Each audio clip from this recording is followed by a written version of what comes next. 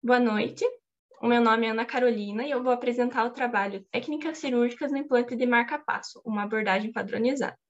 O trabalho foi conduzido sob a coordenação do Dr. Mário Augusto Crei da Costa e com os acadêmicos Lucas Vinícius Mamadi e Robson César Vaz, todos da Universidade Estadual de Ponta Grossa.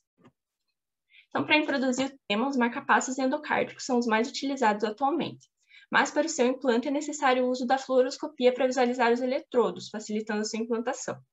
No entanto, a fluoroscopia é uma fonte artificial de radiação ionizante que acaba expondo os profissionais de saúde e os pacientes à radiação.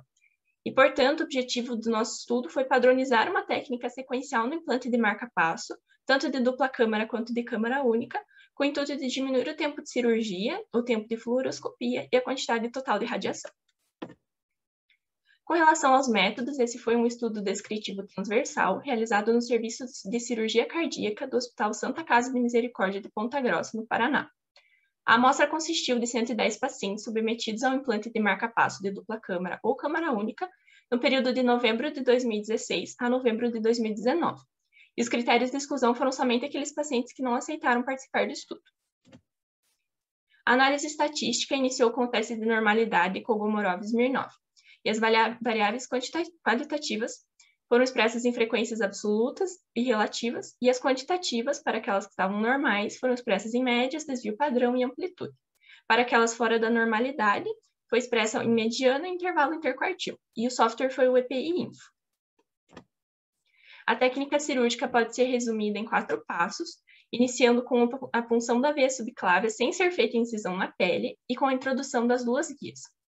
Após é feita a primeira fluoroscopia curta para identificar o posicionamento das guias, e então são inseridos os introdutores e eletrodos, sendo feita a fluoroscopia para o posicionamento dos eletrodos. E os eletrodos são posicionados inicialmente o atrial, posteriormente o ventricular. E por fim, faça a confecção da bolsa para o implante do gerador subfacial. Aqui alguns comentários sobre a técnica. É feita a utilização de anestésico diluído em soro para aumentar o volume inoculado no subcutâneo, o que ajuda a comprimir os vasos e evitar sangramentos durante o procedimento. A realização do procedimento é feita por uma punção sem dissecção de vasos, o que ajuda que, caso a primeira punção não obtenha sucesso, não seja perdida uma incisão e tem que ser feita uma segunda incisão contralateral. Ocorre também a introdução de ambos os eletrodos após a passagem das bainhas, evitando que a introdução de um eletrodo desloque o outro. O posicionamento é feito inicialmente com o eletrodo atrial e depois o ventricular, já que o ventricular, após ser posicionado, causa uma dependência do paciente a esse estímulo. E como o eletrodo atrial tem uma guia em formato de J, ele poderia deslocar o eletrodo ventricular, gerando uma emergência cirúrgica. A fluoroscopia é empregada pelo menor tempo possível e é feito um trabalho simultâneo entre o cirurgião e o técnico que faz as medidas. Enquanto o técnico está fazendo as medidas do eletrodo atrial, o cirurgião está introduzindo o eletrodo ventricular. E enquanto o técnico está fazendo as medidas do eletrodo ventricular, o cirurgião está fazendo a confecção da bolsa subfacial. Com relação aos resultados, os pacientes tinham de 21 a 94 anos, com uma média de 71 anos e meio, e 51,58% eram do gênero feminino. A maioria dos marca-passos implantados eram do tipo de dupla câmara, com 68,81% de frequência.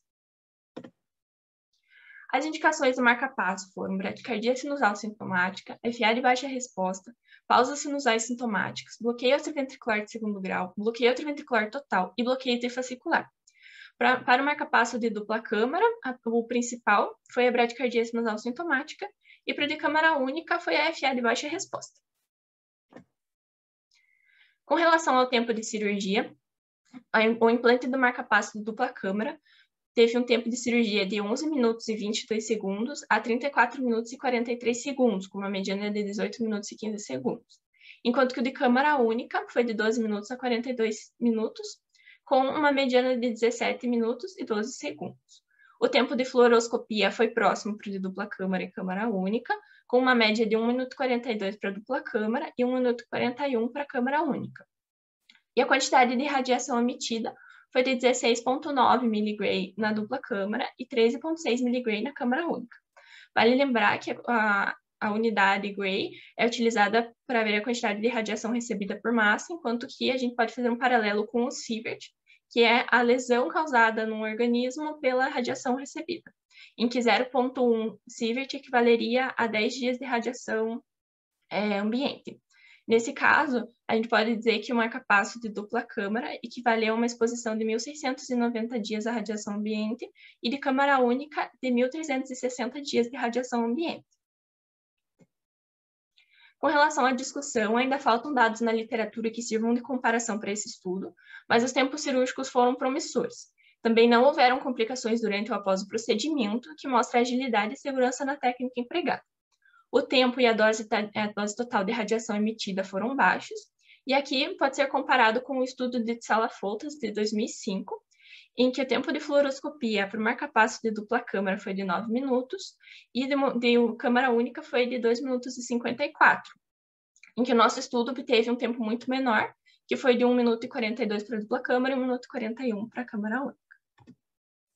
Concluindo, o tempo de cirurgia teve um tempo menor de 19 minutos no de dupla câmara e menor de 18 minutos no de câmara única, e a média de tempo de exposição à radiação foi de 1 minuto e 42 na dupla câmara e 1 minuto e 41 na câmara única. Os tempos foram baixos e seguros de exposição à radiação, e a técnica se mostrou segura e ágil, sem complicações, mas ainda há necessidade de mais estudos para comparação. E aqui estão as referências. Muito obrigada.